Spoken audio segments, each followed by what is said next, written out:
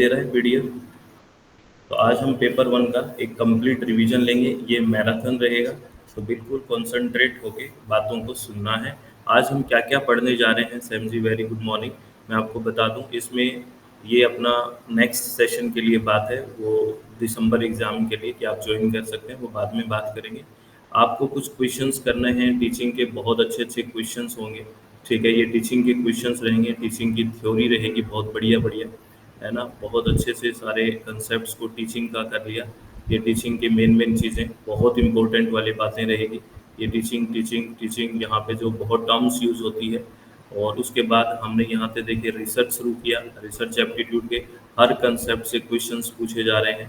हर concept से मैं आपको क्वेश्चन पूछूंगा, कितना आपको याद है। फिर कम्युनिकेशन के क्वेश्चंस होंगे हर कंसेप्ट से, बिल्कुल अच्छे से। ठीक है, बिल्कुल बढ़िया से। और फिर आईसीटी से बिल्कुल होंगे, है ना।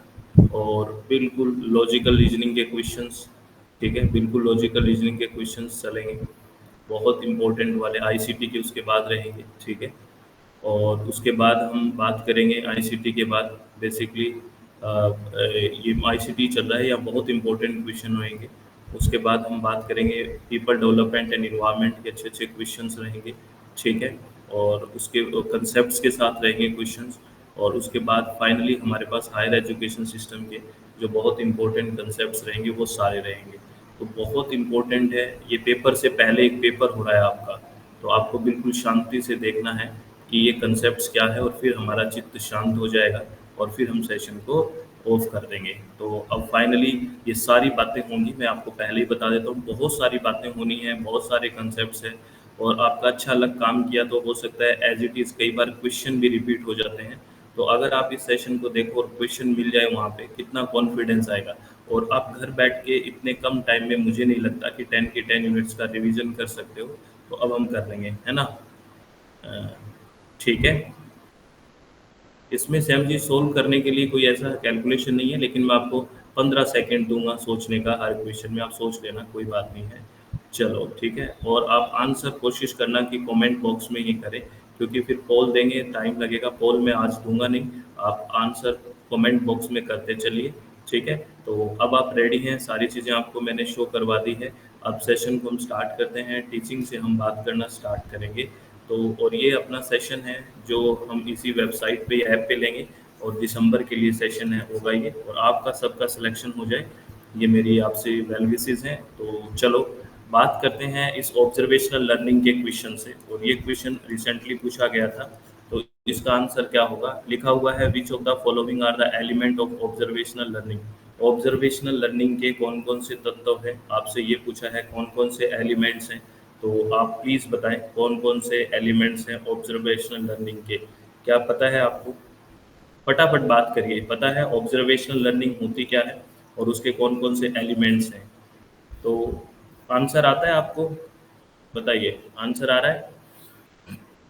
यस नो तो कुछ बोलो प्लीज़, ऐसे थोड़ी मैं बैठा रहूँगा।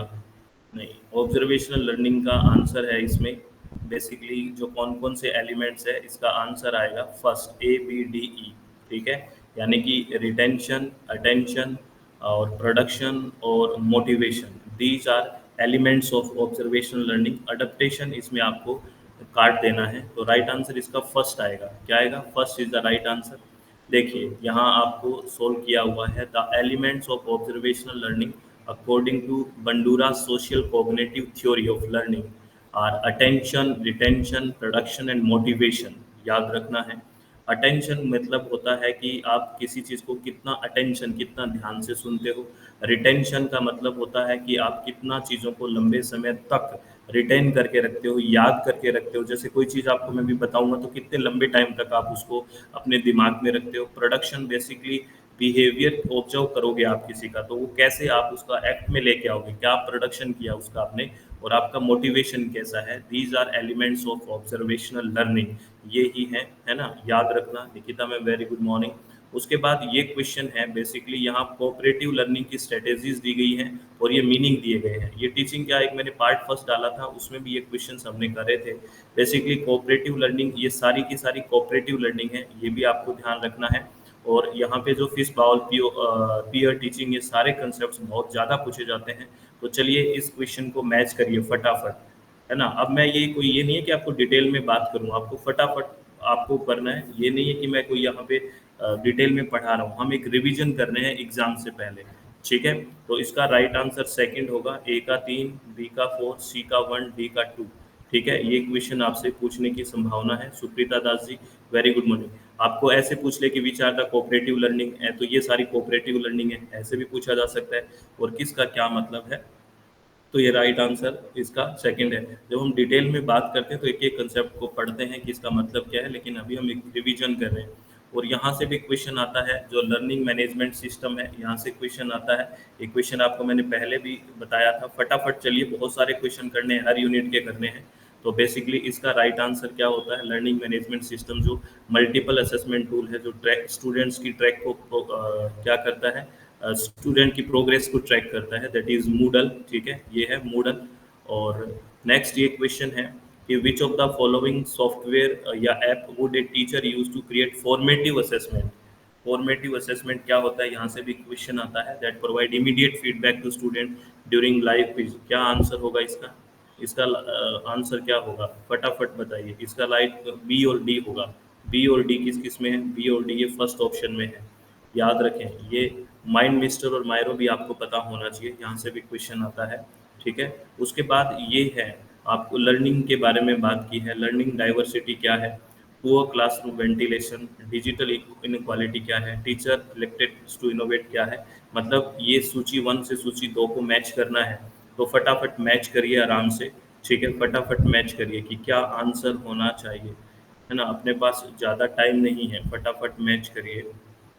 हम्म, उसका राइट आंसर क्या होगा, इसका राइट आंसर 3 होगा, बिल्कुल 3 होगा, बिल्कुल 3 होगा। और ये कंसेप्ट हम डिटेल में बात करते हैं, लेकिन अब आपको ये ध्यान रखना है, और आपको जैसे ही क्वेश्चन देखें तो आंसर समझ में आ जाना चाहिए। और अगर आ रहा है तो आपकी तैयारी है, बिल्कुल टेंशन ना लें, नहीं आ रहा है तो परेशान भी मत हो। ठीक है। चलो अब ये देखिए, teaching learning process and learning strategy in adult education should be based on, किस पे बेस होना चाहिए, पढ़िए फटाफट। ठीक है, बिल्कुल कंसंट्रेट रखिए। बेस्ड ऑन किस पे कंसंट्रेट बेस होना चाहिए, अडल्ट लर्निंग की बात करी है, बताइए। देखो, एक्सपीरियंस पे बेस्ड होना चाहिए, क्योंकि जब अडल्ट लर्निंग की बात कर रहा है, ये अडल्ट एजुकेशन की बात कर रहा है, सेल्फ डायरेक्शन हो जाती है, रेडीनेस टू लर्न, तो तीनों ही ऑप्शन आ गए। A B C is the right answer. ठीक है ना, बिल्कुल। एज फॉर्मल, सिर्फ फॉर्मल एजुकेशन की बात नहीं है, क्योंकि एडल्ट एजुकेशन है, तो सिर्फ औपचारिक शिक्षा नहीं, ये तो सिर्फ बच्चों के लिए बात करें तो ठीक है, और रिजिड इन्वायरमेंट ये भी नहीं है। तो A B C is the right answer. ठीक है, आगे बात करते हैं। ये दो स्टेटमेंट है, कह रहा है कि learners cultural background has no impact on his और लर्निंग एक्सपीरियंस। शिक्षार्थी की सांस्कृतिक पृष्ठभूमि या उसके अधिगम अनुभव पर कोई प्रभाव नहीं पड़ता है। लैंगिकता शैक्षणिक संप्राप्ति का प्रबल निर्धारक नहीं है। और ये दोनों स्टेटमेंट्स के बारे में बात करिए, फटाफट आंसर करें प्लीज, बी कॉन्सेंट्रेट और फटाफट आंसर करें। क्या आंसर होगा इसमें, स्टेटमेंट 1 है वो फॉल्स है, पहला स्टेटमेंट फॉल्स है, और सेकंड स्टेटमेंट बिल्कुल ठीक है। ठीक है ना, बिल्कुल ठीक है। तो ये राइट ऑप्शन फोर्थ हो गया इसका। ठीक है, आपको समझ में आ गया होगा क्यों है, इस बारे में हम बहुत बात करते हैं डिटेल में। अब लेवल ऑफ टीचिंग की बात करते हैं, तो आपको पता है 3 लेवल की बात करते हैं, और एक और लेवल है ऑटोनोमस, उसकी भी बात करते हैं। ये किसने दिए, ये भी क्वेश्चन आता है। सबसे बेसिक है मेमोरी लेवल, फिर है अंडरस्टैंडिंग लेवल, और फिर है रिफ्लेक्टिव लेवल।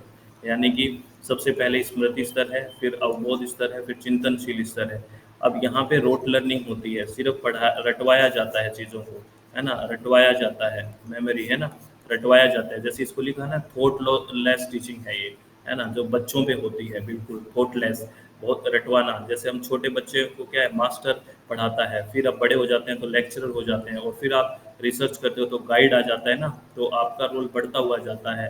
ठीक है ना, और टीचर गाइड के तौर पे हो जाता है। तो मेमोरी लेवल सबसे बेसिक लेवल है, जो थॉटलेस टीचिंग है, जिसमें रटवाया जाता है।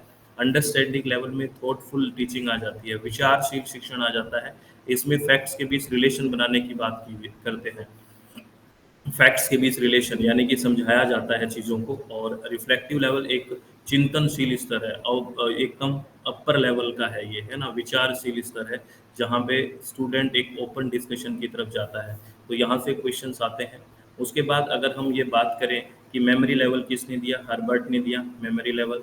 और अंडरस्टैंडिंग लेवल मॉरिसन ने, ठीक है, और रिफ्लेक्टिव लेवल है हंट ने दिया है, ठीक है, ये आपको ध्यान रखना है।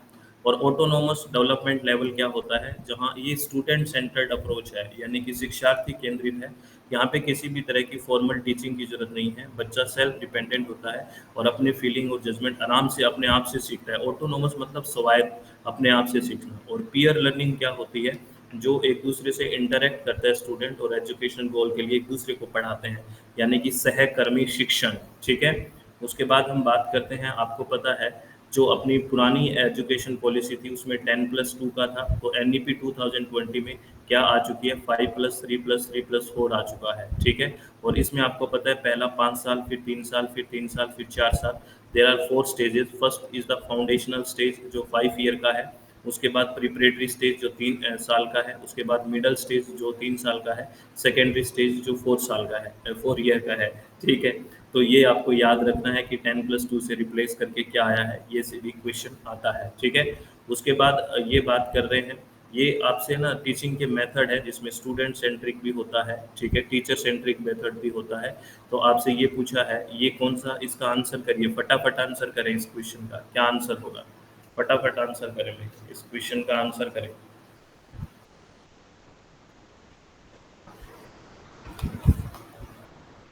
हाँ, बेसिकली ये स्टूडेंट को ध्यान में दे रहे हैं ना कि कोलाब्रेशन करके पढ़ाई करे, प्रॉब्लम सॉल्विंग, लर्नर की प्रॉब्लम सॉल्विंग अप्रोच बढ़े, यानी कि स्टूडेंट को ध्यान में रखे हुए काम हो रहा है। तो this is student centric group, ठीक है। और नेक्स्ट क्वेश्चन देखिए, which of the following are not the characteristics of teacher centered. आपको पूछा है नोट, है ना, टीचर सेंटर्ड की कौन सी कैरेक्टरिस्टिक्स नहीं है, यानी कि स्टूडेंट सेंट्रिक कौन सी है, आपसे ये पूछ रहा है एक तरह से। तो कौन कौन सी अप्रोच स्टूडेंट सेंट्रिक है, बताइए कौन कौन सी अप्रोच स्टूडेंट सेंट्रिक है। देखो, पहला कह रहा है कि स्टूडेंट आर पैसिव लर्नर, ये क्वेश्चन थोड़ा अच्छे से समझ लो, इस कंसेप्ट से क्वेश्चंस आते हैं। पहला कह रहा है विद्यार्थी है वो निष्क्रिय अधिगम करता होते हैं। देखो, जब स्टूडेंट है वो जहाँ पे स्टूडेंट कहाँ पे निष्क्रिय होंगे, कहाँ पे पैसिव होंगे, जहाँ टीचर सेंट्रिक अप्रोच होगी, जैसे लेक्चर मेथड है तो स्टूडेंट वहाँ पे पैसिव हो सकते हैं। तो ये जो अप्रोच है, जो पहली है, ये पहली करेक्टरिस्टिक्स है वो टीचर सेंटर्ड की है। लेकिन हमें ये बतानी है जो टीचर सेंटर्ड ना हो, तो ये तो टीचर सेंटर्ड है तो ये काट देंगे। Teacher act as a facilitator for learning, बिल्कुल जो अध्यापक है वो अधिगम हेतु सुसाध्यकर्ता के रूप में काम करता है। ये अप्रोच एक स्टूडेंट सेंट्रिक है, टीचर सेंट्रिक नहीं है। एक तो ये अप्रोच, क्योंकि टीचर सेंट्रिक में फैसिलिटेटर तो नहीं होता है, वो अथॉरिटेटिव होता है।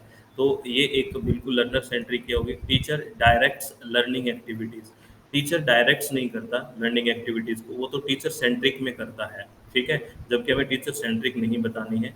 तो बाकी ये learning is based on collaboration between students, ये लर्नर सेंट्रेड या स्टूडेंट सेंट्रिक बात है। और learning is based on student interest, ये भी ठीक बात है। तो राइट ऑप्शन हमारे पास आ गया, बी आ गया, डी आ गया और ई आ गया। इस तरह से हमारे पास थर्ड ऑप्शन आ गया।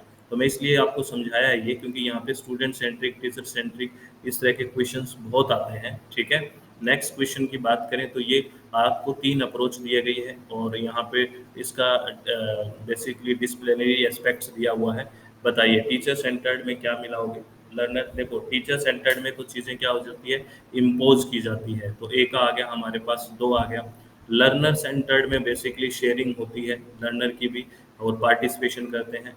और लर्निंग सेंटर्ड मतलब सेल्फ कंट्रोल, यहाँ पे कंफ्यूजन हो सकता है।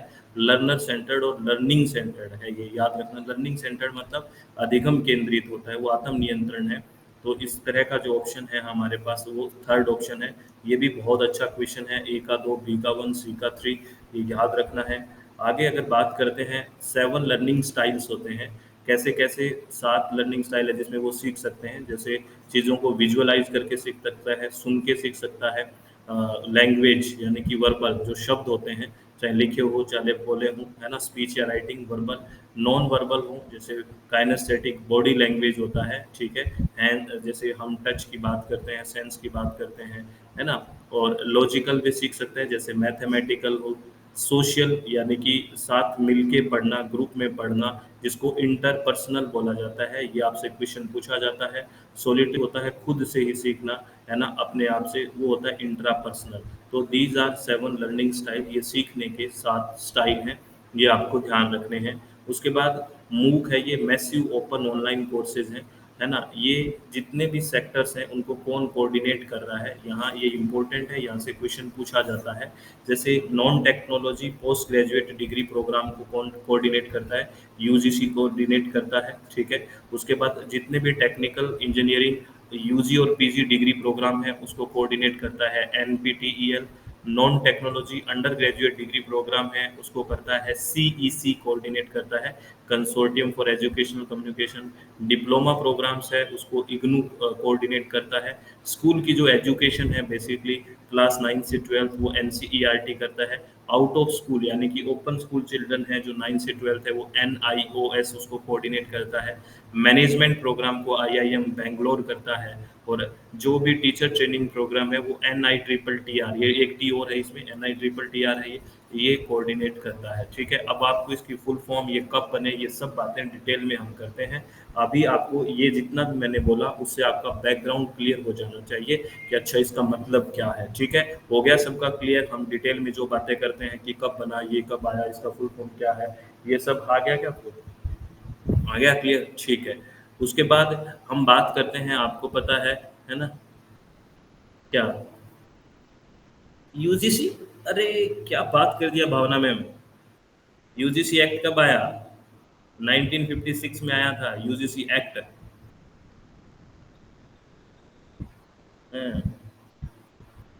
हाँ बिल्कुल बिल्कुल।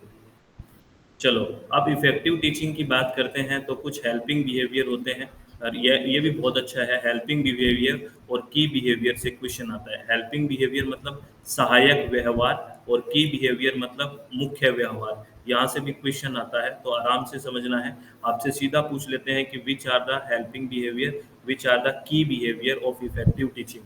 तो अगर हम बात करें, ये सब की बिहेवियर है, मुख्य व्यवहार है जो इफेक्टिव टीचिंग के हैं। इनको मैं सिर्फ नाम बताऊंगा, क्लियर आपके दिमाग में हो जाना चाहिए। लेसन क्लियरिटी, टास्क ओरिएंटेशन, ठीक है, और student engagement, success rate, these are the key behaviour of effective teaching. यानी कि कौन कौन से हैं? पाठ स्पष्टता, कार्य अभिविन्यास और छात्र जुड़ाव, सफलता दर, ये सब के सब की बिहेवियर है। हेल्पिंग बिहेवियर की बात करें, अगर सहायक व्यवहार की बात करें इफेक्टिव टीचिंग के, तो वो कौन कौन सी है? Using student ideas and contribution, ठीक है। स्ट्रक्चरिंग, इनके नाम याद हो जाना चाहिए, इसका मतलब आपको भी याद आ जाना चाहिए। क्वेश्चनिंग, इनका मतलब आपको ध्यान आ जाना चाहिए, यानी कि छात्र के विचारों और योगदान का उपयोग करना। संरचना, प्रश्न पूछना। प्रोबिंग यानी कि जांच, और टीचर इफेक्ट यानी शिक्षक प्रभाव। दीज आर हेल्पिंग बिहेवियर, ठीक है, ये आपको ध्यान आ जाना चाहिए बढ़िया से। और ये असेसमेंट की बात करते हैं, formative assessment, summative assessment, diagnostic assessment, यानी कि रचनात्मक, योगात्मक और नैदानिक, है ना।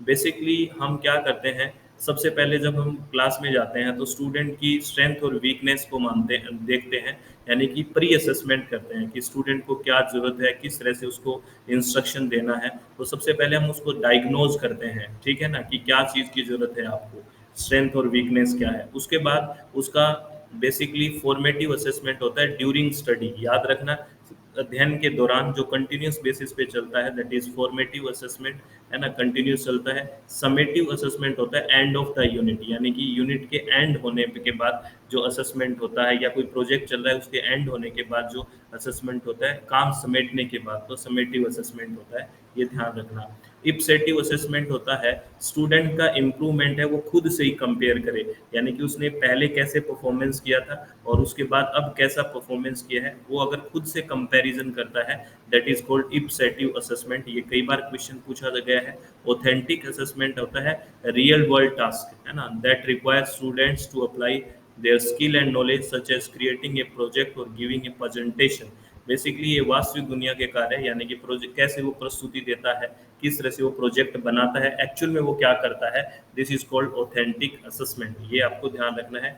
और एक शब्द है स्कैफोल्डिंग, ये बहुत पूछा जा रहा है। बेसिकली ये होता है कि कुछ स्टूडेंट तो देखो शुरुआत में तो अपने हिसाब से सीखता रहता है, लेकिन एक ऐसी स्टेज भी आती है जब आपको सपोर्ट की जरूरत होती है ना, कि भी किसी की सपोर्ट से सीखना, तो वो एक स्कैफोल्डिंग है। तो refer to method where teacher offer a particular kind of support to student as they learn and develop new concept or skill, ठीक है ना। वगत्स्की ने सीखने के दूसरे स्तर को स्कैफोल्डिंग स्तर कहा, जहां तक पहुंचने के लिए बालक को किसी दूसरे व्यक्ति की सहारे की आवश्यकता होती है ना। यानी कि उन्होंने कहा था विगत्स्की ने कि सीखने के दो स्तर होते हैं। एक स्तर में तो बालक है ना किसी भी सहयोग की आवश्यकता नहीं होती है, वो अपने हिसाब से सीखता है और स्वतः सीख जाता है। और जब बेसिकली पहला स्तर प्राप्त कर लेता है लेकिन दूसरे स्तर पर पहुंचने के लिए उसे हेल्प की जरूरत होती है, तो दैट इज कॉल्ड स्कैफोल्डिंग। ये बहुत अच्छे से क्वेश्चन पूछा जाता है, ध्यान रखना। उसके बाद है फिश बाउल। फिश बाउल क्या है? एक कोऑपरेटिव लर्निंग है। इसमें बेसिकली ये क्या होता है, जैसे ग्रुप बना लिया तो ये जो स्टूडेंट्स हैं ये आपस में डिस्कस कर रहे होते हैं, ठीक है, किसी टॉपिक के बारे में। ये स्टूडेंट है और बाहर वाले स्टूडेंट इनके विचारों को सुनते हैं, है ना। और आप वो बेसिकली चर्चा, बाहरी लोग है उसको नोट करते हैं कि ये क्या चर्चा कर रहे हैं। तो कोऑपरेट करके लर्निंग करना, दिस इज फिश बाउल। ये भी बहुत इंपॉर्टेंट टर्म है, कई बार आपसे पूछी जाती है, ठीक है। आगे हम बात करते हैं, ये अगर हम बात करें थिंकिंग की बात करें, है ना। इनको देखते ही डायग्राम को आपको याद आया होगा था, क्या नाम याद आया? ये अगर आप देख रहे हो, ये बहुत डिटेल में हम 3-4 इसमें बात करते हैं, कई तरह से बात करते हैं, है ना। साइकोलॉजी के सॉरी इसके आधार पे, कोग्निटिव आधार पे, psycho cognitive on the basis of cognitive, psychomotor, affective के आधार पे हम बात करते हैं, संज्ञानात्मक, भावात्मक, क्रियात्मक। और ये थ्योरी किसने दी थी, याद आ रहा है? अरे बताओ, कुछ तो बताओ, किसकी थ्योरी है ये? नहीं बताओगे, भूल गए? मैं भी नहीं बताऊंगा अगर ऐसे भूल गए तो। हाँ, Bloom's taxonomy, very good Bhana, Bloom's taxonomy है ना। तो ब्लूम्स टैक्सोनॉमी में हम बात करते हैं, अगर ये कोग्निटिव की बात करें, है ना, संज्ञानात्मक लेवल की बात करें, तो यहाँ पे लोअर थिंकिंग से हायर थिंकिंग का आपसे क्वेश्चंस पूछे जाते हैं। तो बेसिकली अगर ये ओल्ड वर्जन है ना, और ये है रिवाइज्ड वर्जन, है ना, ये है रिवाइज्ड वर्जन। तो अगर हम बेसिक से चलें, लोअर थिंकिंग से हायर थिंकिंग की तरफ चल रहे हैं, तो यहाँ से यहाँ बेसिकली ये लोअर वर्जन था। यानी कि knowledge, comprehension, application, analysis, synthesis और इवैल्यूएशन, ये लोअर से हायर थिंकिंग की तरफ जा रहे हैं, ठीक है। और हायर ऑर्डर थिंकिंग जो रिवाइज वर्जन है, उसमें लोअर है रिमेंबर, फिर अंडरस्टैंडिंग, फिर कोई चीज़ को अप्लाई करना, एनालाइज करना, फिर इवैल्यूएटिंग और क्रिएटिंग। यहाँ देखिए, अगर ओल्ड और न्यू को हम थोड़ा सा कंपेयर करें तो क्या हो गया है, बेसिकली इवैल्यूएशन यहाँ पे नीचे आया है, देखिए। और सिंथेसिस या क्रिएट करना ऊपर आया है। ये आपसे पूछते हैं, ये इंपॉर्टेंट कंसेप्ट है, ठीक है। ये higher level sorry higher level thinking कौन सा है, लोअर लेवल थिंकिंग कौन सा है, ठीक है। उसके बाद ये रिसर्च से क्वेश्चन है, यहाँ पे सैम्पलिंग के टाइप्स दिए हुए हैं जो हर बार लगभग क्वेश्चन आता है।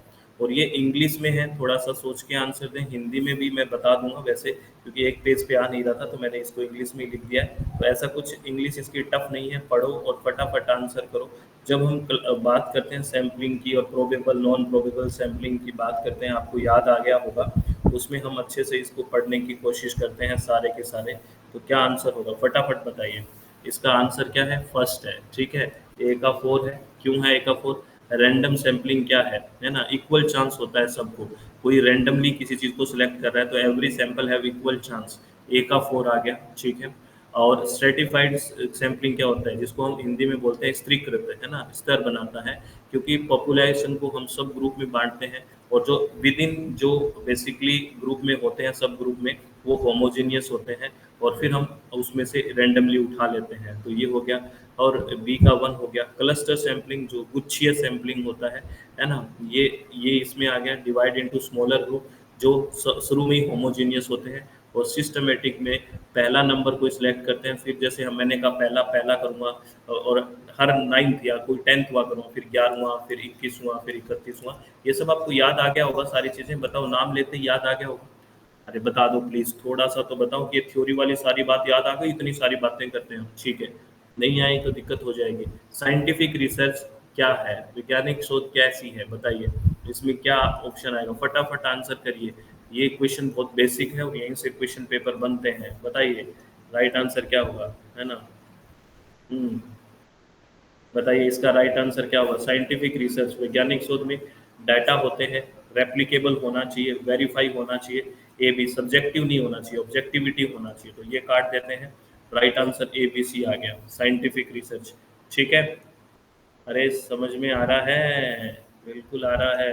उसके बाद when a research study is conducted to know about a unknown area and collect information is known as, जब किसी अज्ञात क्षेत्र के बारे में जानने और जानकारी एकत्र करने के लिए शोध अध्ययन किया जाता है तो इसे क्या कहा जाता है? याद करो सारी बातें, फटाफट याद करो। वो जो दिन जो हम पढ़ते थे, बहुत सारी रिसर्च हम पढ़ते हैं, अगर आपको याद है तो एक्सप्लोरेटरी आ गया, हम पढ़ते हैं ना एक्सप्लेनेटरी, एक्सप्लोरेटरी, फिर हम बात करते हैं fundamental research, applied research, action research, experimental research, quasi experimental research, blind research, double blind research, है ना, ये सारी रिसर्च याद है, cross sectional research, longitudinal research, है ना, और क्या क्या बातें करते हैं सब, हिस्टोरिकल रिसर्च, बहुत सारी रिसर्च के बारे में पढ़ते हैं। तो ये कौन सी है? एक्सप्लोरेटरी रिसर्च है, याद रखना है, ठीक है। उसके बाद अगर हम बात करते हैं in participant observation the researcher has to act as, कैसे रिसर्चर एक्ट करता है? देखिए फटाफट देखिए। बताइए। सहभागी अवलोकन में शोधकर्ता को एक रूप के रूप में कार्य करना होता है, किस रूप में? In participant observation the researcher act as a, क्या? अरे आंसर करें फटाफट, क्या? That will be professional stranger, not professional stranger. Professional तो है वो, लेकिन ऐसे नहीं कि बस वो अजनबी की तरह उसको ऑब्जर्व करता है ना। प्रोफेशनल स्ट्रेंजर, ठीक है ना, याद रखें पार्टिसिपेंट ऑब्जर्वेशन। उसके बाद ये दो स्टेटमेंट है, पढ़िए फटाफट, ऑब्जर्वेशनल लर्निंग के बारे में है, ऑब्जर्वेशनल सॉरी रिसर्च के बारे में है, पढ़िए फटाफट क्या होगा। ऑब्जर्वेशनल रिसर्च के बारे में दोनों स्टेटमेंट्स के बारे में पढ़िए फटाफट।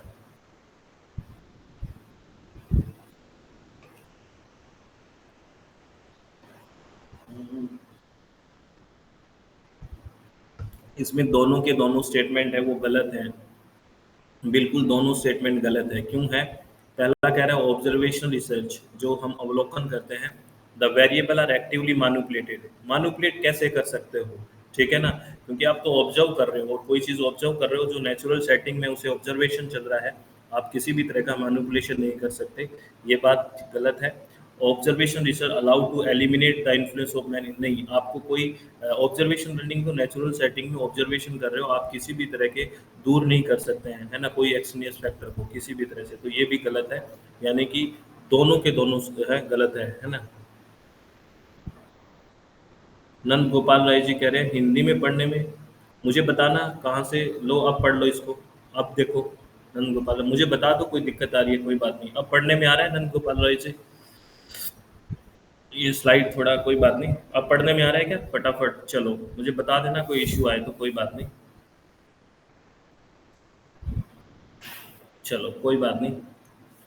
ये the property of data such that research result apply to situation beyond the particular sample of individual items observed in a single research setting refer to, तत् का वह गुण जिससे अनुसंधान परिणाम किसी एक अनुसंधान वातावरण में अवलोकित व्यक्तियों या मतों के विशिष्ट प्रतिदर्श से भिन्न स्थितियों पर लागू होते हैं, उसे कौन सा वैधता बोलते हैं? बताइए कौन सी वैधता बोलते हैं? आराम से पढ़िए, कौन सी वैधता बोलते हैं उसको? ये वैलिडिटी से बहुत अच्छे क्वेश्चंस आते हैं, बताएं फटाफट, कौन सी वैलिडिटी है ये?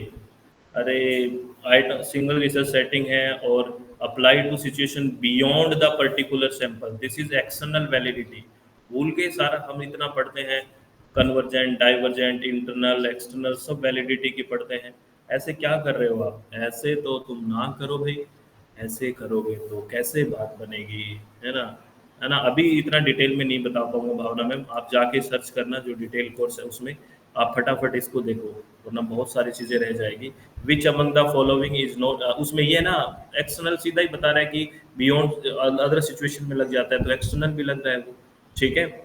लिखिए विच among the following is not a characteristic of close ended question, open ended question ये की बात करते हैं, क्लोज एंडेड की बात करते हैं, तो नोट याद रखना, note A characteristics of close ended.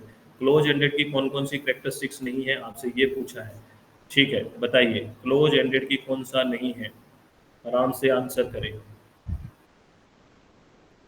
क्या आएगा?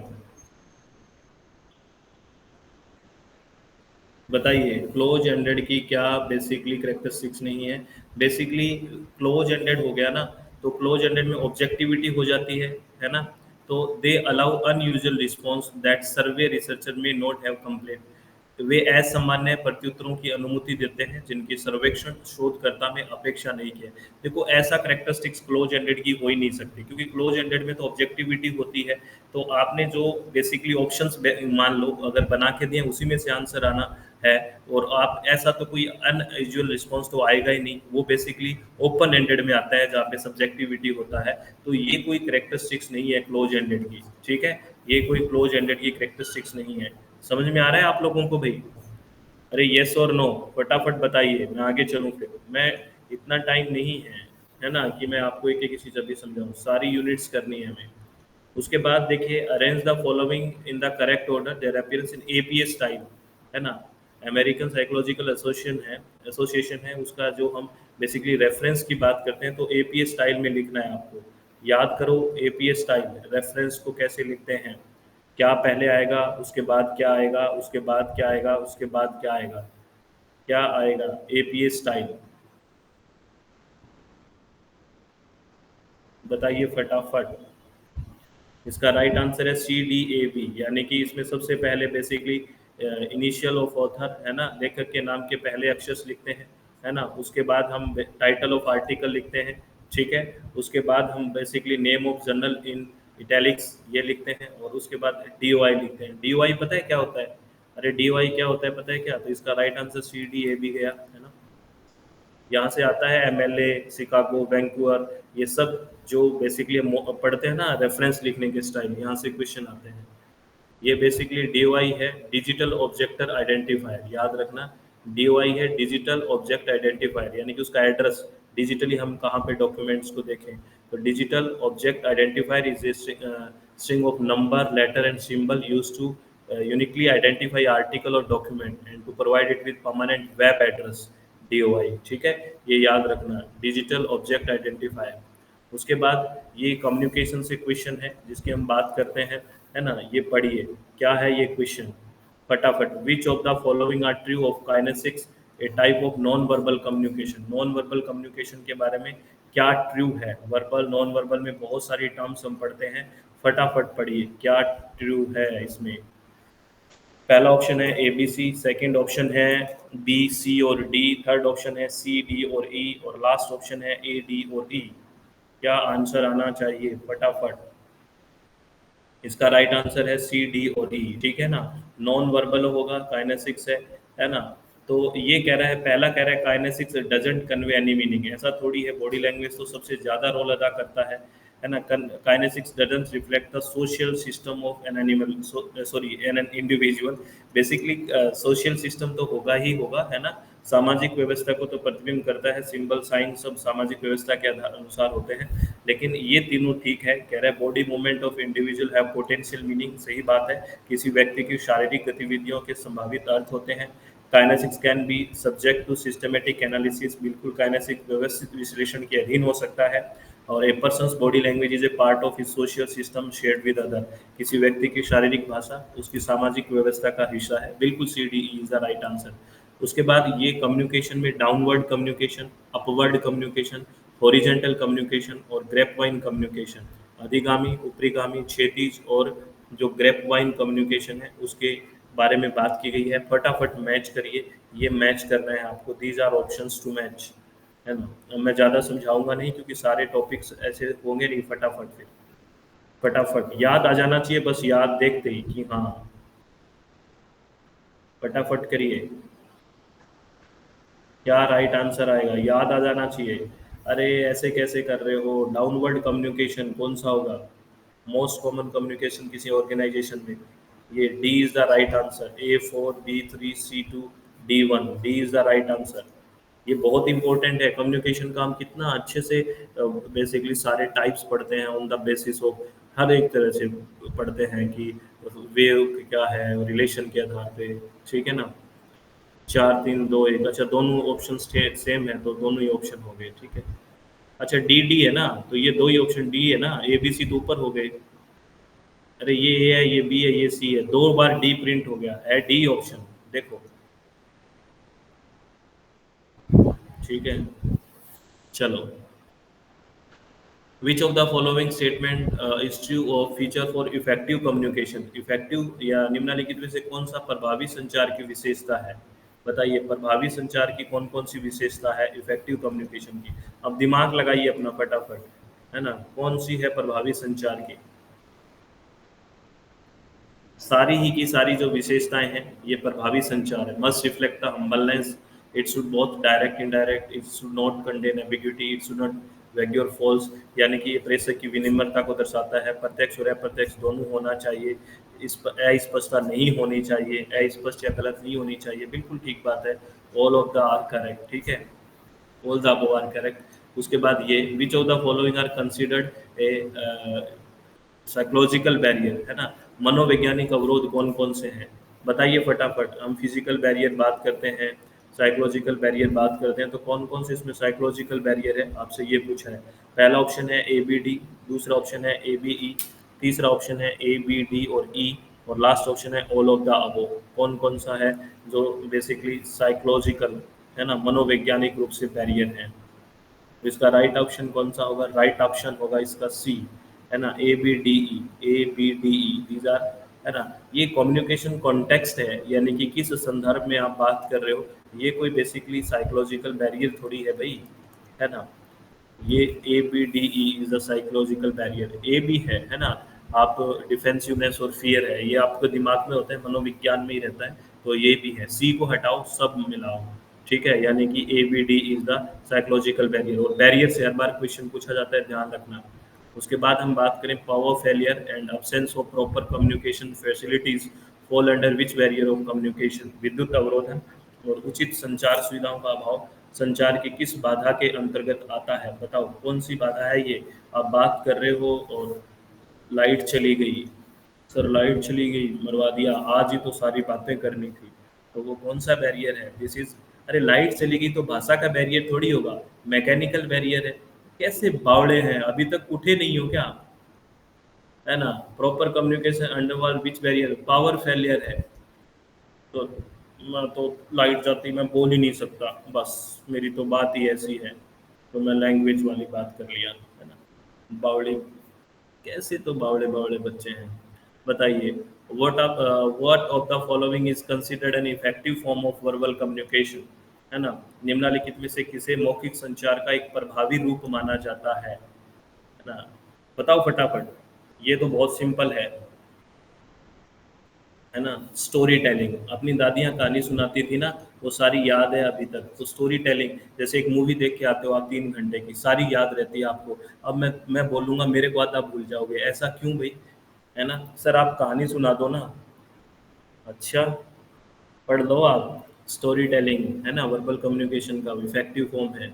उसके बाद ये कुछ एग्जांपल है, आपको ईयर्स पूछ लेते हैं। जैसे वेब ब्राउज़र है ना, मोज़ेक 1993 में आया था, ये आपसे ईयर्स पूछ लेते हैं। इंटरनेट एक्सप्लोरर 1995 में आया, और आपसे अभी इंटरनेट एक्सप्लोरर नहीं है, तो आपसे पिछली बार ये क्वेश्चन पूछा कि इंटरनेट एक्सप्लोरर है, ये कब बेसिकली एंड किया गया इसका, अभी काम नहीं कर रहा, तो ये 15 जून 2022 को एंड किया गया इसका, ठीक है। और इसकी जगह इंक्रीज किया जा रहा है Microsoft Edge with I eagle phone, ठीक है, याद रखना ये। अब इंटरनेट एक्सप्लोरर नहीं है, कब से इसको है, ये ईयर पूछी गई थी, तो ये 15 जून 2022 को, ठीक है। और ब्लॉग स्पोर्ट एंड ये कब आया? 1999 में। लाइव जर्नल 99 में। वर्ल्ड प्रेस 2003 में। सोशल नेटवर्क जैसे फ्रेंड्स है वो 2002 में। मल्टीप्लाई 2003 में। फेसबुक 2004 में। ये सब बेसिकली सोशली जो इन्फ्लुएंस कर रहे हैं, वो सारी ईयर्स पूछ लेते हैं आपको, ठीक है। जैसे ट्विटर आया 2006 में, है ना, टम्बलर 2007 में, यूट्यूब 2005 में, ये ईयर्स पूछते हैं, याद रखना। और स्काइप 2003 में, गूगल हैंगआउट 2013 में, और जैसे सर्च इंजन है गूगल 1996 में आया था, याहू 1995 में, और पोर्टेबल कंप्यूटर लाइक लैपटॉप्स हैं 1980 में, नोटबुक 2008 में, टैबलेट्स 1993 में, स्मार्ट, उसके बाद स्मार्टफोन आया, है ना, wearable technology, cloud and big data. ये सब कैसे डेवलपमेंट हुआ है बेसिकली टेक्नोलॉजी का, इस तरह के ईयर्स के अकॉर्डिंग यहाँ आपसे क्वेश्चन पूछ लेते हैं, तो ये ध्यान रखना, ठीक है। और उसके बाद ये देखिए, which of the following are feature of mass communication. Mass communication होता है जो जनसंचार होते हैं, उसके क्या क्या फीचर्स होते हैं। मास कम्युनिकेशन से हर बार क्वेश्चंस आते हैं, तो प्लीज फटाफट बताइए मास कम्युनिकेशन के कौन कौन से फीचर्स हैं, है ना, बताइए कौन कौन से फीचर हैं, फटाफट बताइए मास कम्युनिकेशन के कौन कौन से फीचर्स हैं,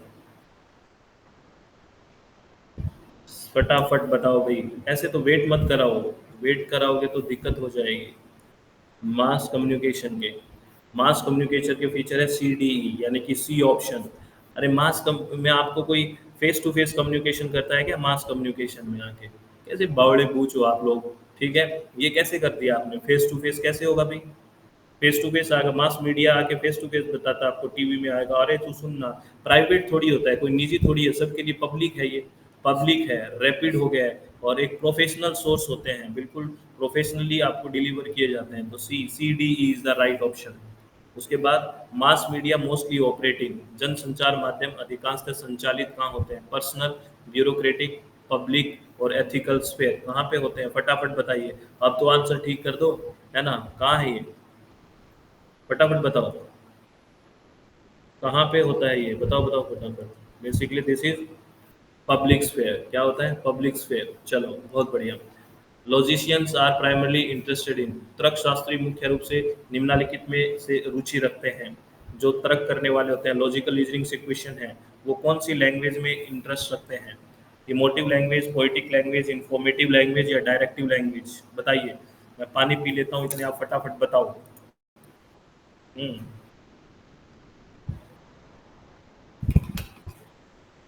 जितने भी तर्कशास्त्री होंगे, लॉजिशियन होंगे, वो इंफॉर्मेटिव, सूचनात्मक भाषा में रखेंगे, क्योंकि उसको लॉजिक चाहिए, बिल्कुल सूचना, इंफॉर्मेशन चाहिए। वो इमोशंस वगैरह की बात नहीं करता। पोइटिक या डायरेक्टिव होता है किसी चीज़ को निर्देश देना, जैसे हेलमेट पहन के मत, हेलमेट पहनो, ये पहनो। इमोटिव है, इमोशन, इस तरह की नहीं। वो लॉजिशियन कैसे में होता है इंटरेस्टेड? इंफॉर्मेटिव में, सूचनात्मक भाषा में। ठीक है, जैसे इंफॉर्मेटिव लैंग्वेज में ही होगा। ये सब आपको मैं एक्सप्लेन नहीं करूंगा, ठीक है, नहीं करूंगा। When two propositions with the same subject predicate terms agree in quality but differ in quantity is known as, जब एक ही विषय और विधेय छात्र पदों वाले दो प्रस्ताव गुणवत्ता में सहमत होते हैं लेकिन मात्रा में भिन्न होते हैं, उन्हें क्या कहा जाता है? याद करो वो दिन, याद करो जो हम पढ़ते हैं, जब स्केयर ऑफ अपोजिशन पढ़ते हैं, यहाँ से हर बार क्वेश्चन आता है। कॉन्ट्राडिक्टरी, कॉन्ट्रेरी, है ना, सब कॉन्ट्रेरी, सब अल्टरनेशन, है ना, यहाँ से क्वेश्चन याद करो। जस्ट कह रहे हैं कि ये क्वालिटी में है, बेसिकली सेम है, लेकिन क्वांटिटी में डिफरेंट है। तो आपको मैं बता दूं, बेसिकली इसका राइट आंसर होगा कोरस्पॉन्डिंग। सर ये क्या है? ये सब अल्टरनेशन को कोरस्पॉन्डिंग भी बोलते हैं। अरे आप भूल गए क्या? कॉन्ट्राडिक्टरी कैसे कर रहे हो आप, है ना, याद करो, भूल गए क्या? ए ई आई ओ, ए ई आई ओ ये पढ़ते हैं हम, ए ई आई ओ। ए का ऑल होता है, ई का नो होता है, आई का सम होता है, ठीक है, और ओ का सम नोट होता है, ठीक है। अब एक बात देखो, अब ये क्या कह रहा है, देखो कह रहा है कि क्वालिटी में तो ठीक है लेकिन क्वांटिटी में डिफरेंट है। तो ये चीज देखो, ये ऑल की बात कर रहा है, ये सम की बात कर रहा है। तो ये देखो क्वालिटी तो ठीक बराबर है इनकी, लेकिन क्वांटिटी में फर्क है। ये सभी की बात कर रहा है, ये कुछ की बात कर रहा है, ऐसा ये है। ये किसी की नहीं बात कर रहा है, ये कुछ की बात कर रहा है, तो सब अल्टरनेशन हो गया ना, ये सब अल्टरनेशन। इस लाइन पे कॉन्ट्रेरी, है ना, सब कॉन्ट्रेरी, है ना, और फिर क्या होता है यहाँ पे? कॉन्ट्राडिक्टरी, ये सब याद है ना, और ये सब अल्टरनेशन, तो सब अल्टरनेशन को कोरस्पॉन्डिंग भी बोलते हैं, ठीक है। ऐसे मत करो, सब अल्टरनेशन, इसको कोरस्पॉन्डिंग भी बोलते हैं। उसके बाद which of the following can be said about the fallacy of स्वाभिकारा, इरेगुलर मिडल टर्म, बताइए। पढ़िए क्वेश्चन को और आंसर करिए, ज्यादा मैं एक्सप्लेन नहीं करूंगा, ठीक है, बताइए फटाफट। ये बहुत अच्छे से हम पढ़े हुए हैं। इसका राइट आंसर है it result in multiple contradictory conclusion, यह विभिन्न विरोधी निष्कर्षों में फलित होता है। याद करो वो सारे कंसेप्ट। अब आप क्या सोच के आए हैं, क्या समझे हैं आप स्वाभिकारा के बारे में, ठीक है। उसके बाद ये एग्जाम्पल भी हम पढ़ते हैं जब डिटेल में बात करेंगे, मैं अभी नहीं समझाऊंगा, फटाफट बात करूंगा। अब देखिए, fallacy in which a opponent's position is depicted at being more extreme or unreasonable than it justify what was actually asserted in fallacy of, एक भ्रांति जिसमें किसी विरोधी की स्थिति को वास्तव में कहा गया था उसे अधिक चरम या अनुचित रूप में दर्शाया जाता है, वह भ्रांति कौन सी है? बताइए, फालिसी के बारे में बात कर रहा है ये फालिसी। ये कौन सी फालिसी है? बहुत सारी फालिसी हम याद है, पढ़ते हैं। और ये फालिसी याद करिए, बहुत वाली स्ट्रॉमैन फालिसी भूल गए, appeal to buddy red herring की बात करते हैं, बहुत सारी बात करते हैं, ये स्ट्रॉमैन है। ये सारा एक्सप्लेनेशन की बात है, appeal to pity, red herring, appeal to populace, दया के अपील, ये सब हम बात करते हैं, बहुत सारी पढ़ते हैं। फॉर्मल इनफॉर्मल को फिर क्लासीफाई करते हैं, ठीक है। और identify the figure and mood off the following, mood and figure वाली बात है ना, AEIO, ये क्या होता है? ये मूड होता है। और फिगर क्या होते हैं? 4 तरह के होते हैं, याद आया आपको? अगर figure 1 2, figure left to right figure 1, right to right figure 2, याद है? और लेफ्ट टू लेफ्ट फिगर 3, और राइट टू लेफ्ट फिगर 4, 4 तरह के फिगर की बात करते हैं। तो आपसे पूछा है कि ये एक आपको एग्जांपल दिया हुआ है, all sodium salt are water soluble substance, all soaps are sodium salt, therefore all soaps are water soluble substance। इसका मूड एंड फिगर बनाइए, फटाफट बनाओगे, कैसे बनेगा मूड एंड फिगर? फटाफट बताओ, अरे बताओ बताओ बताओ। देखो, इसमें सारे में ए है, ये भी ए है और ए भी ए है, तो ऑल के लिए हम क्या यूज करेंगे? ए यूज करेंगे, तो तीनों ए आ गए, पहली बात तो ये है ना, तीनों ए आ गए, क्योंकि ओल सोडियम, ओल सोप और ओल सोप्स, ये तीनों ओल है, ओल के लिए ए लिखते हैं, तो 3 ए आएंगे। 3 ए तो आ गए, 3 ए इसमें इसमें भी है। अब फिगर बनाना है, और फिगर हमेशा आपको पता है कौन सी टर्म को देख के बनता है, बताइए। ये भी आपसे क्वेश्चन पूछा था, 3 टर्म बात करते हैं ना, मिडल मेजर माइनर, तो आपको पूछते हैं फिगर कौन सी टर्म को देख के मिलता है? हाँ बिल्कुल, मिडल टर्म को देख के फिगर बनता है। तो इसमें मिडल टर्म कौन सी है, बताइए? मिडल टर्म कौन सी है, याद करो, मिडल टर्म कौन सी है फटाफट? जो P1 और P2 में तो होगी, और लेकिन कौन सी में नहीं होगी? कंक्लूजन में नहीं होगी, वो मिडल टर्म होती है। तो ऐसी कौन सी चीज़ है यहाँ पे जो कंक्लूजन में नहीं है और P1 और P2 में है, ठीक है ना?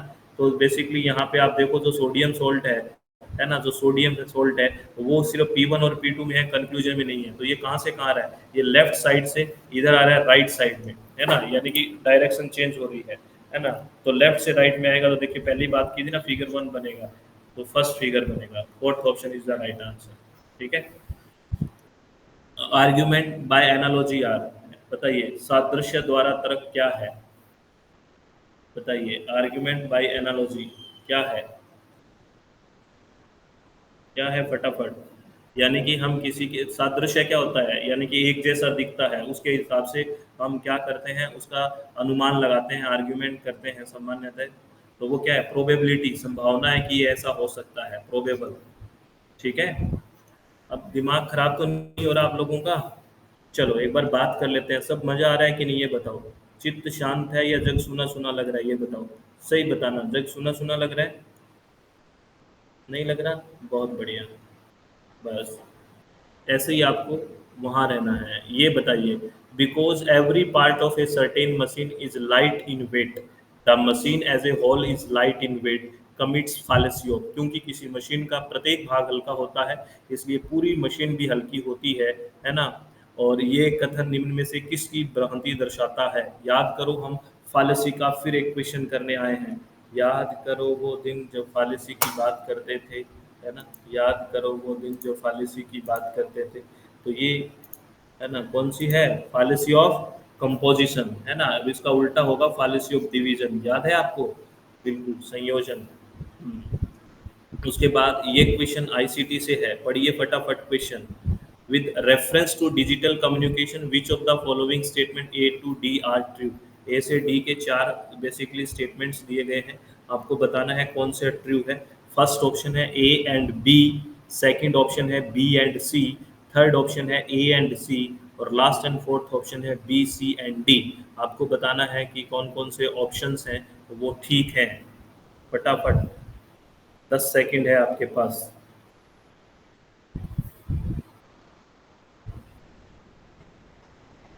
Thank you Rekha ma'am, thanks a lot. बताइए कौन कौन से ऑप्शन हो गए फटाफट, इसको मैं टाइम ज़्यादा दे रहा हूँ, आप ध्यान से समझे।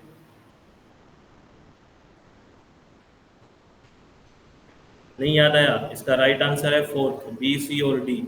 ये बहुत डिटेल में बात करते हैं। Radio broadcast in example of automatic type of transmission mode, ये गलत है, ऑटोमेटेड नहीं है ये। Keyboard communication computer example of simple type of transmission, बिल्कुल सिंपल है ये। Walkie talkie operates on half duplex transmission mode, बिल्कुल ठीक बात है। टेलीफोन कॉल से example of full duplex transmission mode, बिल्कुल। और दोनों तरफ बात होती है ना टेलीफोन, तो फुल हो गया। वॉकी टॉकी एक तरफ तो हाफ हो गया, तो B C D is the right answer. ठीक है, ये सारी बात होती है।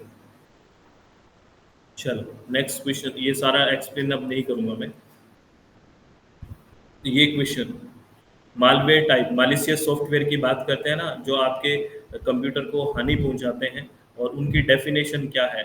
जैसे मालिशियस सॉफ्टवेयर जो कंप्यूटर को हानि पहुंचाते हैं, मालवेयर जिसको बोलते हैं। तो पॉलीमॉर्फिक वायरस और मेरा मेटामॉर्फिक वायरस, ट्रोजन हॉर्स और वॉर्म, है ना, इनमें क्या क्या इनकी डेफिनेशन से मैच करिए। ये बहुत इंपॉर्टेंट, बहुत अच्छा क्वेश्चन है ये। फटाफट आंसर करें।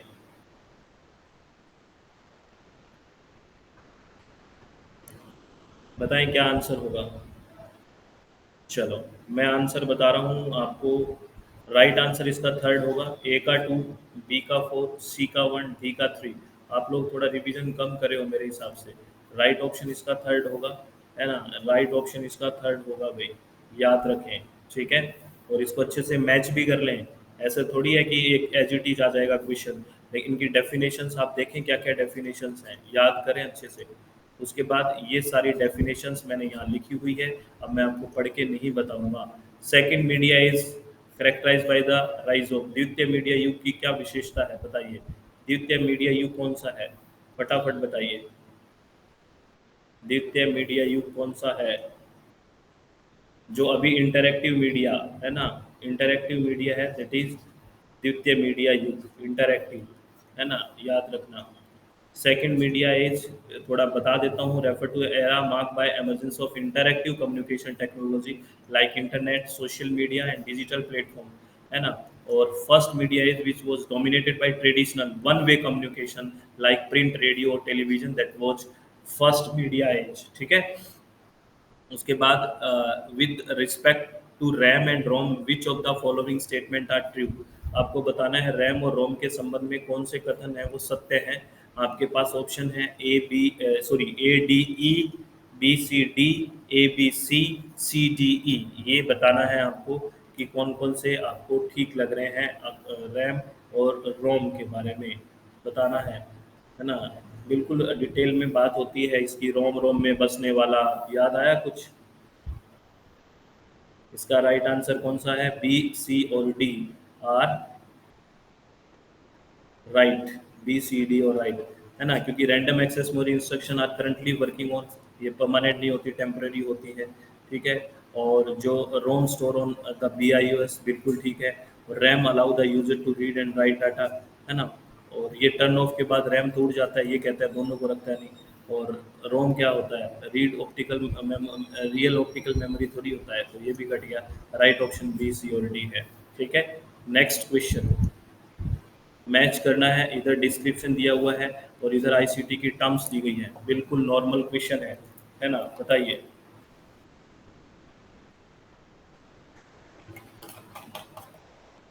बताइए फटाफट।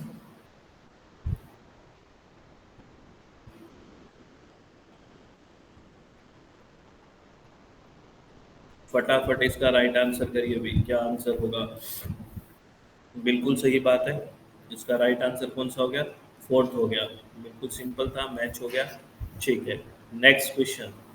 Which of the following are the benefit of interactive technology oriented media. इंटरैक्टिव प्रौद्योगिकी उन्मुख मीडिया के निम्नलिखित में से कौन से लाभ हैं, आपसे ये पूछा है। बताइए कौन कौन से लाभ हैं, याद करिए इंटरैक्टिव मीडिया के बारे में।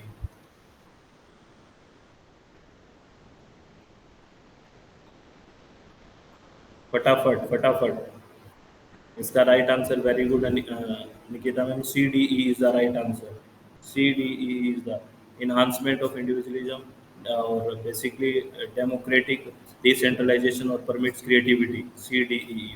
ये तो हो ही नहीं सकता निष्क्रिय, और ये स्लेव वाले, ये तो नेगेटिव ऑप्शंस हैं। ठीक है, C D is the right answer. यहाँ पे सॉफ्टवेयर और टूल दी गई है, ये किस लिए यूज होता है, यहाँ से पैडलेट, लेब्स्टर, टर्निटिन, बहुत ये बहुत अच्छे से क्वेश्चंस आता है। ठीक है, ये इंग्लिश में लिखे क्योंकि सॉफ्टवेयर के नाम हिंदी में क्या लिखेंगे भाई बताओ, वही तो आएंगे। तो याद करो। टर्निटिन को आप रिसर्च में भी पढ़ते हो, थोड़ा हिंट दे देता हूँ आपको। राइट आंसर क्या होगा इसका बताइए, क्या आंसर होगा? बेसिकली इसका थर्ड ऑप्शन राइट होगा। बहुत किस में है, ए का 4 होगा quiz and real time assessment, B क्या है पैडलेट 1 होगा ऑनलाइन कोलाब्रेशन, लैबस्टर क्या है, सी का 2 होगा वर्चुअल साइंस लैब, ऑल्टरनेटिव क्या है प्लेगरिज्म के लिए चेक करते हैं और सॉफ्टवेयर होता है। तो राइट ऑप्शन 3 हो गया। ठीक है, next question. Which Indian act makes it illegal to knowingly spread a computer virus? कौन सा भारतीय अधिनियम जानबूझकर कंप्यूटर वायरस फैलाना अवैध बनाता है? ये बताइए इसका राइट आंसर क्या होगा, कौन सा है? फटाफट आंसर करें। This is information technology act 2000, IT act 2000। ठीक है, उसके बाद यहाँ कंप्यूटर के टाइप्स हैं और इधर एग्जाम्पल्स हैं, ये करिए। है ना, आपको super computer, main frame computer, mini computer और माइक्रो कंप्यूटर, ये बेसिकली हम डिस्कस करते हैं जब क्लासिफिकेशन करते हैं कंप्यूटर का। तो आप बताइए इसका कौन सा क्या मैच होगा, फटाफट मैच करिए, करिए फटाफट मैच, करो करो करो मैच। याद है क्या कुछ? बिल्कुल राइट आंसर इसका कौन सा होगा? First is the right answer, इसके एग्जांपल्स भी हम पढ़ते हैं। बिल्कुल राइट होगा फर्स्ट ऑप्शन। उसके बाद arrange the evolution of operating system in chronological order, operating system की बात करें तो इसके विकास के कालानुक्रम को व्यवस्थित करें। है ना, कब कैसे कैसे ऑपरेटिंग सिस्टम का विकास हुआ है, आप बताइए फटाफट, कैसे ऑपरेटिंग सिस्टम का विकास हुआ है?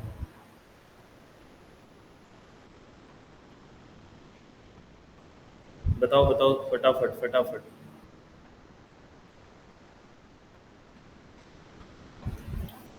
क्या हुआ, क्या हुआ, क्या हुआ? सेकंड ऑप्शन, क्योंकि रियल टाइम तो अब आया है ना, तो ये सबसे बाद में ही आया है, तो ए सबसे लास्ट इसी में है, वैसे ही कर देते आप, सी डी बी ए। ठीक है, उसके बाद which people development environment, which of the following are physical parameter to decide the water quality, जल की गुणवत्ता निर्धारण के लिए कौन कौन से भौतिक प्राचाल है ना, वाटर क्वालिटी के लिए फिजिकल पैरामीटर कौन कौन से हैं? केमिकल और फिजिकल पैरामीटर से हर बार क्वेश्चन आ रहा है, तो फिजिकल पैरामीटर आपसे पूछा है कौन कौन से हैं, बताइए कौन कौन से इसमें फिजिकल पैरामीटर है?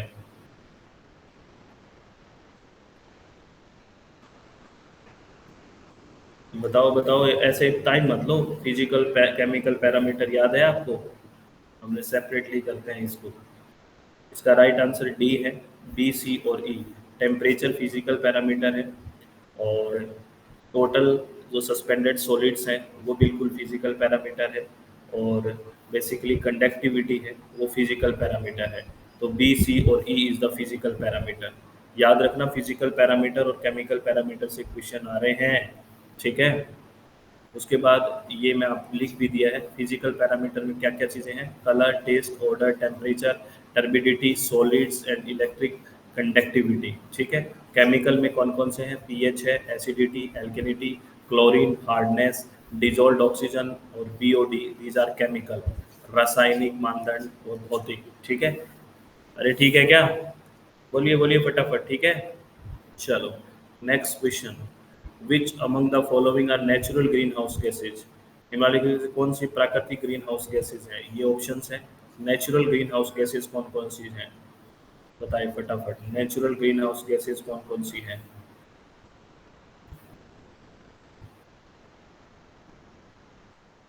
देखो, कार्बन डाइऑक्साइड है बिल्कुल, वाटर वेपर है, ठीक है, बिल्कुल है, ओजोन, सॉरी मीथेन है, बिल्कुल ठीक है, ओजोन है, ठीक है ठीक है, लेकिन सीएफसी तो हमने बनाई है तो ये नहीं है ना, और बाकी ई सब में है तो ये कट जाएंगे, राइट ऑप्शन फर्स्ट आ जाएगा। सीएफसी तो मैन्युफैक्चर करी है ना, ये नेचुरल थोड़ी है भी, क्लोरोफ्लोरोकार्बन, ये नहीं है, यानी ए बी सी डी आ जाएगा राइट ऑप्शन। ठीक है, first option is the right option. उसके बाद which of the following are true about ISA, International Solar Alliance के बारे में कौन कौन सी बातें सही है। अंतर्राष्ट्रीय सौर गठबंधन के बारे में कौन कौन सी चीजें सत्य है, आपसे ये पूछा है। दीज आर ऑप्शंस, आराम से करिए।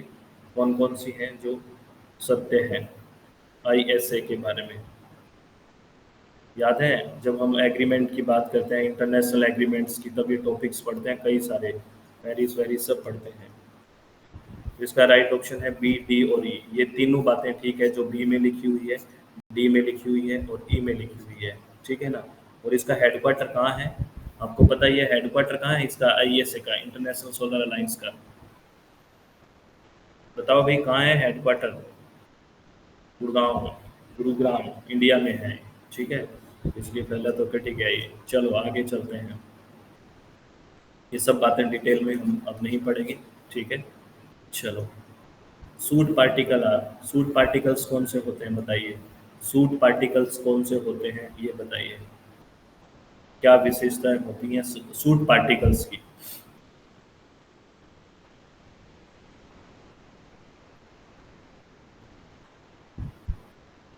देखो सूट पार्टिकल में आप बी काट दीजिए, ये कोर्स साइज नहीं होते हैं, यानी मोटे साइज के नहीं होते हैं, छोटे होते हैं। तो ए, सी, डी और ई, ठीक है। तो इस तरह का ऑप्शन अपने पास थर्ड है, बिल्कुल सही बात है। क्योंकि basically soot particular products of incomplete combustion of organic fuel and are considered as an important component of atmospheric heterogeneous chemistry, है ना। जो कालिक कण है वो ईंधन के अधूरे दहन का उत्पाद है, और ये कोर्स पार्टिकल नहीं होते हैं, छोटे पार्टिकल होते हैं, फाइन पार्टिकल हैं ये, ठीक है, याद रखना। कोर्स पार्टिकल क्या होते हैं, PM10 to 2.5, और ये 2.5, तो इसलिए उसको काट दिया हमने, ठीक है।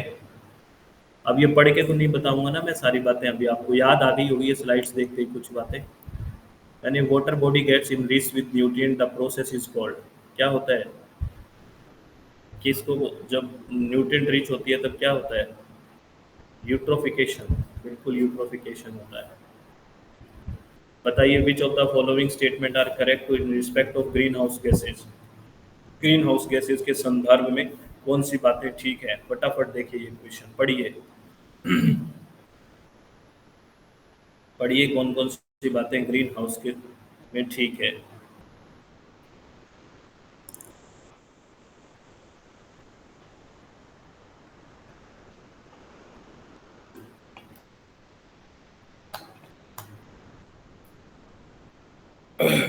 चलो चलो पढ़ो।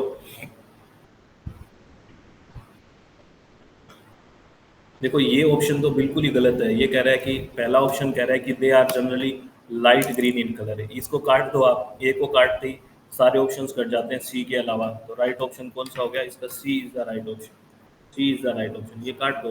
B C D, ammonia greenhouse gas थोड़ी है, इसको भी काट दो। तो B C D is the right option. Which of the following is a chemical treatment in water treatment process, बताइए। जब हम वाटर का ट्रीटमेंट बोलते हैं तो रासायनिक शोधन कौन सा है, आपसे ये पूछा है। बताइए रासायनिक शोधन कौन सा है। केमिकल ट्रीटमेंट, फिजिकल और बायोलॉजिकल हम बात करते हैं ना, तो आपसे पूछा है केमिकल कौन सा है, बताओ फटाफट बताओ कौन सा है केमिकल। कोएगुलेशन, बिल्कुल कोएगुलेशन जो है, स्कंदन होना, वो एक केमिकल है, ठीक है।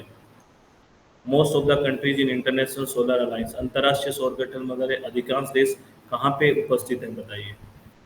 ज़्यादा अधिकांश देश कहाँ किस किस के बीच है, they are between tropic Cancer and Capricorn, करक और मकर रेखा के बीच है, बिल्कुल, क्योंकि सूर्य की किरणें वहीं ज़्यादा पड़ेगी, ठीक है। उसके बाद ये हायर एजुकेशन सिस्टम से है ना। ये क्वेश्चन करिए, यानी कि बोधायना, नागार्जुन, ब्रह्मगुप्त और विष्णुगुप्त, आपको इनके काम के साथ मैच करना है, थोड़ा सा ध्यान से समझना, इसमें इंग्लिश में कंफ्यूज मत हो जाना, ये नाम ही है, ठीक है।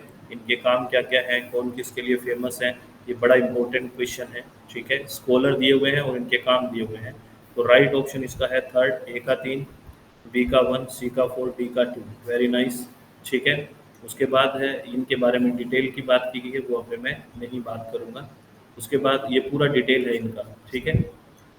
अब बताइए the chronological sequence of following chairperson of UGC, UGC के चेयरपर्सन से क्वेश्चन आता है कि कब कौन पहले बना, क्रोनोलॉजिकल ऑर्डर है इनका, तो बताइए कौन से ऑर्डर सही है यूजीसी के चेयरपर्सन का क्रोनोलॉजिकल ऑर्डर। पहले कौन, उसके बाद कौन, उसके बाद कौन, इसके वीडियो हमने पहले भी डिस्कस किया था, एक बहुत इंपॉर्टेंट है ये। इसका राइट आंसर 4 है, EDCBA। क्या है? EDCBA, है ना। इसमें सबसे पहले है माधुरी आर शाह, ठीक है, याद रखना। उसके बाद है यशपाल जी, उसके बाद है मनमोहन सिंह जी, उसके बाद है रेड्डी जी, उसके बाद है अमृता एस देसाई। यानी कि राइट ऑप्शन EDCBA, उल्टा पूरा ऑप्शन रहेगा, ठीक है। राइट ऑप्शन कौन सा इसका? फोर्थ है इज द राइट ऑप्शन। चलो नेक्स्ट क्वेश्चन की तरफ आते हैं। नेक्स्ट क्वेश्चन क्या कह रहा है? ये कह रहा है, नेक्स्ट क्वेश्चन पढ़िए, नेक्स्ट क्वेश्चन क्या कह रहा है। इधर एंशियंट यूनिवर्सिटी है और वेल नोन स्टूडेंट कौन कौन से थे, कौन सी यूनिवर्सिटी के कौन कौन से स्टूडेंट थे, इस तरह का क्वेश्चन बहुत पूछा जाता है। फटाफट याद करिए, हम बहुत डिटेल में बात करते हैं इसकी। तो इसका राइट ऑप्शन कौन सा है? 4 है, ए का 4 है, यानी तक्षशिला। चाणक्य जी, याद आ गया होगा आपको, इसी से ही आपका सारे ऑप्शंस हो गए। लेकिन आपको सब पता होना चाहिए भाई, कौन सी यूनिवर्सिटी के है, सारा पता होना चाहिए। ये वेरी वेरी इंपॉर्टेंट क्वेश्चन है, याद रखना, ठीक है। चलो, उसके बाद identify the correct chronological sequence of establishment of the following universities. निम्नलिखित विश्वविद्यालयों की स्थापना का सही क्रम पहचाने कि कौन सा यूनिवर्सिटी कब आई थी, है ना, ईयर के अकॉर्डिंग। ये कुछ यूनिवर्सिटीज़ हैं, क्या तुम्हें याद है ये चीज़ें? बताइए। इसका राइट ऑप्शन है 4, ठीक है। सबसे पहले ये जो पटना है, उसके बाद में उस्मानिया है, उसके बाद में रंगून है, उसके बाद में लखनऊ है, और उसके बाद बेसिकली अनामलाई। तो राइट ऑप्शन 4 है, ठीक है। और इनकी ईयर्स भी है, पटना यूनिवर्सिटी 1917, उस्मानिया 1918, रंगून 1920, लखनऊ 1921, अन्नामलाई 1929, ठीक है। Next question, which university among the following decided to start postgraduate teaching in 1916? बताइए फटाफट, कौन सी यूनिवर्सिटी ने शुरू किया? निम्नलिखित में किस विद्यालय ने 1916 में स्नातकोत्तर शिक्षण शुरू करने का निर्णय लिया? दिस इज कलकत्ता यूनिवर्सिटी, याद रखना, कलकत्ता विश्वविद्यालय, ठीक है। चलो, तो ये इंस्टीट्यूशंस हैं, इसमें एसोसिएशन है, इसमें क्या क्या चीज़ें होती थी? तक्षशिला, नालंदा, विक्रमशिला और बनारस एंड नवद्वीप में क्या क्या इसमें पढ़ाया जाता था, किसके लिए एसोसिएटेड था? ये क्वेश्चन बहुत इंपॉर्टेंट है, वेरी वेरी इंपॉर्टेंट है। करिए इस क्वेश्चन का आंसर, इसका आंसर करिए फटाफट, और ये याद रखना है आपको, बहुत इंपॉर्टेंट है। ये फोर्थ ऑप्शन है, ए का 2, बी का 4, सी का 1, डी का 3। ये सारी चीज़ें पढ़नी है आपको अच्छे से, किसके साथ कौन सा एसोसिएट है, तक्षशिला के अंदर क्या है, ठीक है ना, नालंदा में क्या था, ये सब याद करना है आपको, ठीक है। इम्पोर्टेंट है, वेरी वेरी इंपॉर्टेंट है।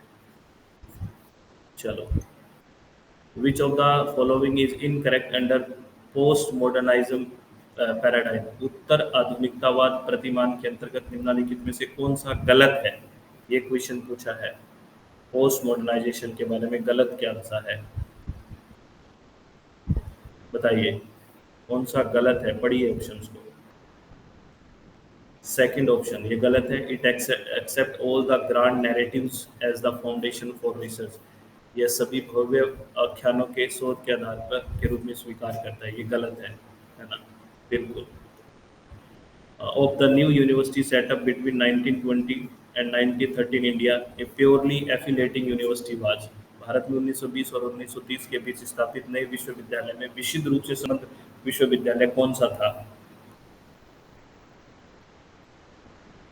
देखो, इसका कॉन्ट्राडिक्टरी है, लेकिन मैक्सिमम जगह पे इसका राइट आंसर लखनऊ है, याद रखना। इसको मैं होमवर्क के तौर पे दे रहा हूँ आपको, इस क्वेश्चन को आपको खुद को भी थोड़ा सा चेक करना है। मुझे इसका लखनऊ ही है, यूजीसी ने भी लखनऊ माना है, आपको और कई जगह इसको रंगून लिखा हुआ है, लेकिन आपको क्रॉस वेरीफाई करना है, ठीक है। चलो, this institution that regulate all the technical education technical education institution India इस, भारत में सभी तकनीकी शिक्षा संस्थानों को नियंत्रित करने वाली संस्था कौन सी है? आपसे ये पूछा है, बताइए कौन सी है। ये तो इजी सा क्वेश्चन है, कौन है? बेसिकली AICTE है, आपको पता है, ठीक है ना। चलो, नीति आयोग क्या है? कैसी बॉडी है नीति आयोग? बताओ फटाफट। कैसी बॉडी है? एक एडवाइस करने की बॉडी है, दिस इज एडवाइजरी बॉडी। ठीक है, याद रखना, एडवाइस देना, भारत सरकार की सलाहकार बॉडी है। चूज द करेक्ट स्टेटमेंट, सही कथन को चूज करें। आपके सामने 5 कथन लिखे हुए हैं और फर्स्ट ऑप्शन है ए और ई, सेकंड ऑप्शन है B and C, third option है C and D, last option है B C A and E. आपको बताना है करेक्ट स्टेटमेंट्स कौन से हैं। अच्छे अच्छे स्टेटमेंट हैं एजुकेशन के बारे में, बढ़िया वाला क्वेश्चन है।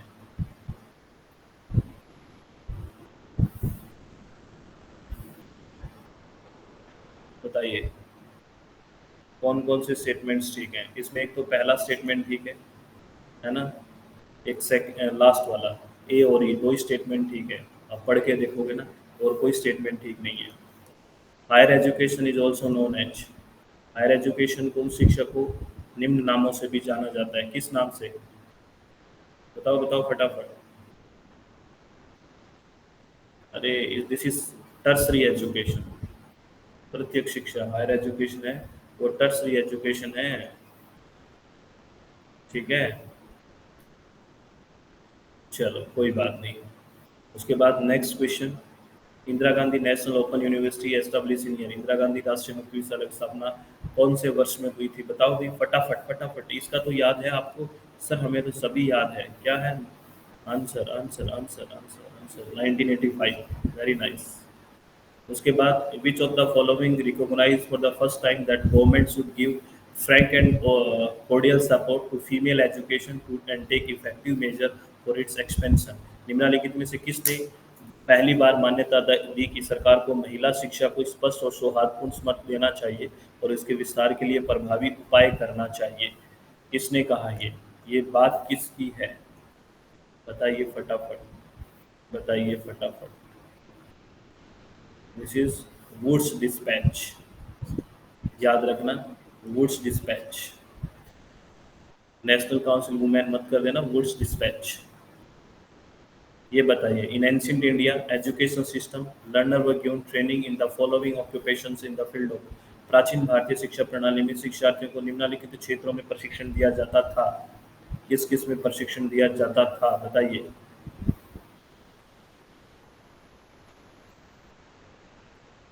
एडमिनिस्ट्रेशन को छोड़ के बाकी सब दिए जाते थे, है ना? ये एडमिनिस्ट्रेशन निकाल दो। तो architecture, animal husbandry, agriculture, dairy farming, A B C E. तो इस तरह का ऑप्शन हमारे पास थर्ड ऑप्शन है, A B C is the right option. ठीक है, तो ये हमारी सारी बातें हो गई और चित्त शांत। अब आपको बताओ कैसा लगा सेशन, ये बताओ बिल्कुल अच्छे से बताओ, ये सेशन कैसा लगा? मज़ा आया पढ़ के? सारी बातें पढ़ के अच्छा लगा? सब शानदार, बहुत बढ़िया, सारा रिवीजन हुआ, अच्छा हुआ। तो ऑल द वेरी बेस्ट। आप लोग अच्छे से, सब अच्छे से याद करना है और बढ़िया से पढ़ाई करनी है, बिना किसी टेंशन के। बढ़िया से पेपर को हैंडल करना है बिना किसी टेंशन के, चित्त को रिलैक्स रखना है और आप सबका सिलेक्शन हो जाए। और हम दिसंबर का बैच भी जल्दी स्टार्ट करेंगे, लेकिन आपका सिलेक्शन हो जाए, आपका नियर डियर भाई बंधु कोई भी तैयारी कर रहा है ना, वो सब याद रखना। ठीक है, ठीक है निकिता, करवा देंगे, आप मैसेज छोड़ देना मेरे व्हाट्सएप पे। ठीक है, तो ऑल द वेरी बेस्ट, बहुत सारी शुभकामनाएं, take care, thank you, thanks a lots. और आप बहुत बहुत धन्यवाद आप लोगों का। अच्छे से पढ़ाई करें और एग्ज़ाम को अच्छे से हैंडल करके आएँ। और टेंशन हो तो आप, है ना, आप बिल्कुल ध्यान रखना कि कोई टेंशन हो तो मुझे याद कर लेना। तो बहुत बहुत धन्यवाद, टेक केयर, बहुत बहुत धन्यवाद, thank you, thanks a lot friends, take care, thank you.